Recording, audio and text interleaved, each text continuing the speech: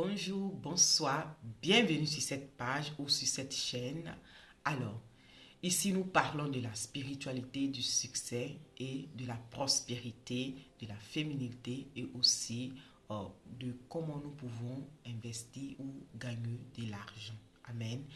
Aujourd'hui, nous allons parler un peu des rumeurs qui sont sur les réseaux sociaux concernant le décès de cette grande dame, cette servante de Dieu qui vient de nous quitter, qui a rejoint le Seigneur Jésus-Christ. Amen. Alors, nous allons, en fait, je vais vous partager un peu ma pensée sur certaines choses que j'ai entendues qui sont vraiment misérables et vraiment au fait, mais même pour faire cette vidéo, ça n'a pas sa place. Mais quand même, sans que nous sommes des enfants de Dieu et nous parlons de Dieu, il est aussi important de clarifier sur le niveau de la santé. Voilà, quand il s'agit d'un enfant de Dieu. Alors, voici ma pensée. Tout d'abord, j'aimerais vous poser une question.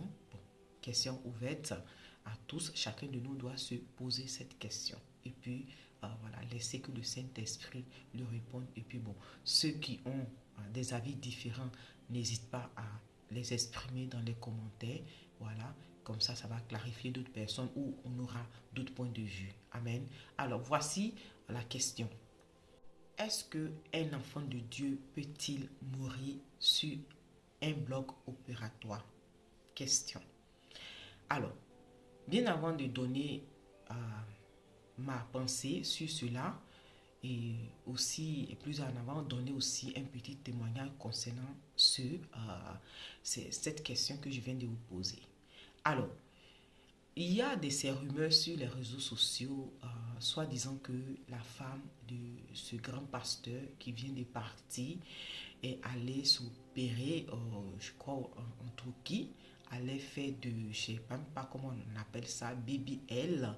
Au fait, c'est un moyen d'avoir des fonds derrière, voilà, si on veut dire, je vais traduire ça en italien, quand on dit fondo schiena, voilà, ça dit, voilà, avoir le derrière prononcé, et c'est cela qui a causé la mort de cette dame. Et ça, c'est ce que d'autres personnes disent. Et aussi, il y a d'autres personnes qui disent non, qu'elle est décédée parce qu'elle avait un problème à la thyroïde. Et ça, c'est deuxième rumeur que j'ai entendu. Bon, peu importe ce qui s'est passé qui a causé ce malheur. Voilà. Parce que ce qui est arrivé à cette famille, c'est un malheur. C'est vraiment...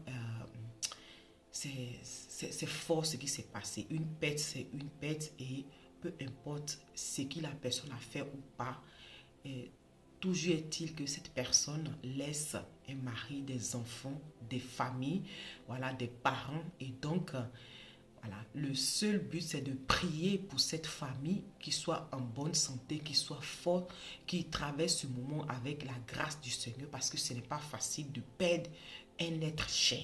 Donc, tous les rumeurs qui sont autour de ça n'ont pas d'importance. Voilà. Ça ne va pas ramener la dame. Ça ne va pas donner la paix à ses proches. Au contraire, ça va encore les blesser. Donc, s'il vous plaît, arrêtons de dire ce qu'elle a fait et ce qu'elle n'a pas fait. Voilà. Nous sommes des enfants de Dieu et chacun de nous est libre de faire certaines choses ou pas. Ce n'est pas à nous de juger cela, ok? Donc, ça, c'est un peu ce que j'aimerais dire. Maintenant, pour ce qui concerne si un enfant de Dieu peut mourir si un bloc opératoire, j'aimerais vous dire, oui, c'est possible qu'un enfant de Dieu peut mourir si un bloc opératoire. Voilà, parce que, je répète, il y a des malheurs qui arrivent. Il y a des malheurs qui arrivent, comme un enfant de Dieu peut avoir un accident grave. Un enfant de Dieu peut mourir, peut ne pas se réveiller le lendemain. Voilà, chacun de nous ne sait pas comment il doit quitter cette terre et quand. Personne ne le sait. Voilà, c'est un truc que seulement Dieu le sait. Le Seigneur Jésus-Christ nous rappelle que pour ce qu'il concerne le jour, personne ne sait ni l'heure ni le jour. Donc cela déjà doit nous amener à réfléchir, c'est-à-dire à nous conscientiser sur le fait que, voilà, aujourd'hui tu vis, c'est la grâce de Dieu. Demain t'appartient pas parce que tu ne sais pas. Amen. Donc, nous devons réfléchir sur ce qui nous sommes et nous devons prendre à cœur les personnes qui sont autour de nous, les aimer comme on peut au maximum. Voilà. Et demain, s'en chargera de son jour. Amen. Alors, je disais qu'un enfant de Dieu peut mourir sur un bloc opératoire parce qu'il peut arriver des complications, il peut arriver un malheur, il peut arriver une situation par là, une situation par-ci. Voilà, ce sont des choses qui arrivent parce que c'est aussi entre la vie et la mort. Voilà, c'est une grâce et puis tu t'en sors. Amen. Et voici aussi des hommes de Dieu, même dans la Bible, qui ont prophétisé, qui ont fait des résurrections, qui ont guéri des maladies miraculeuses. Mais ces personnes sont mortes de maladie. Je vous prends simplement un exemple sur Élisée. Élisée, le grand prophète qui a fait des miracles, double miracle. Il est mort d'une maladie. Il est mort d'une maladie. Et même quand il est mort, son corps a ressuscité quelqu'un qui était déjà mort il y a longtemps. Mais tu vas te dire, mais pourquoi Dieu a-t-il ressuscité quelqu'un qui est déjà mort à travers son serviteur? Et pourquoi est-ce qu'il n'a pas, c'est-à-dire, laissé la vie de son serviteur si c'était... Et à sa mort, il fait encore des miracles, c'est-à-dire son corps fait des miracles en tant que la personne même, elle n'est plus vivante.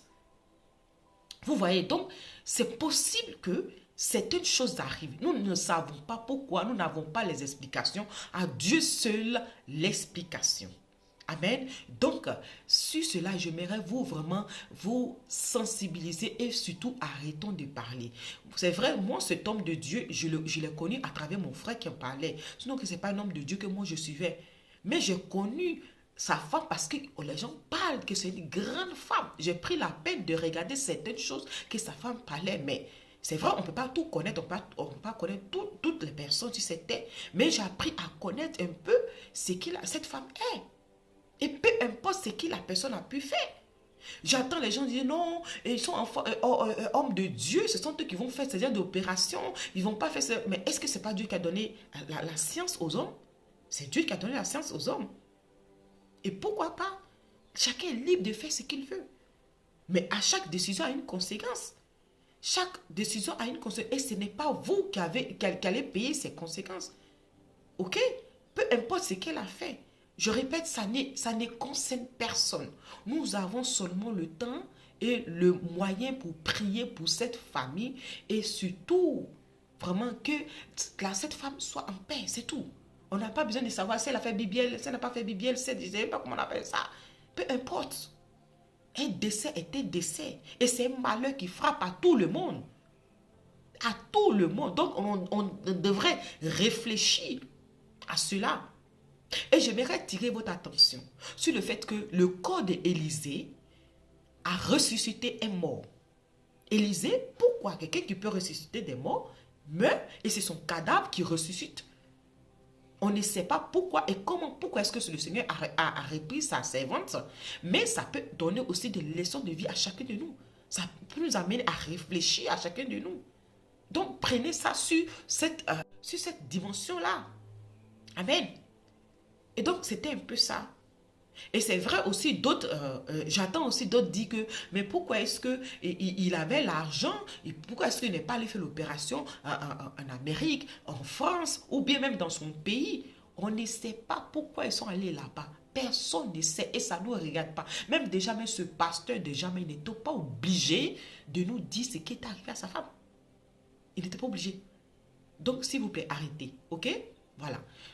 Voici mon témoignage. Il arrivait que je devais être opéré, mais je ne voulais pas. Je voulais un miracle de la part du Seigneur. Et le Seigneur m'a fait comprendre que je devais passer par là.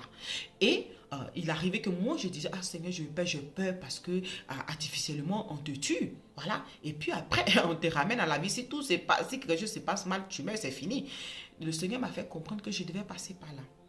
Et pour pouvoir accepter cela, il m'a donné un chant de victoire et il m'a montré mon opération, comment ça devait se passer. Et je l'ai vécu d'abord. Et le jour de mon opération, le Seigneur a disposé les circonstances à ma faveur. J'ai trouvé des gens qui avaient fait la Côte d'Ivoire, qui avaient fait l'Afrique. C'est-à-dire qu'ils m'ont traité. Tout s'est tellement passé bien. Opération de 10 minutes là. J'ai cru que c'était 5 minutes même. Moins de 5 minutes. Donc, il est important de savoir si Dieu est avec nous. Un, de deux, il est possible qu'un enfant de Dieu meure sur une lit d'hôpital parce qu'il y a des malades.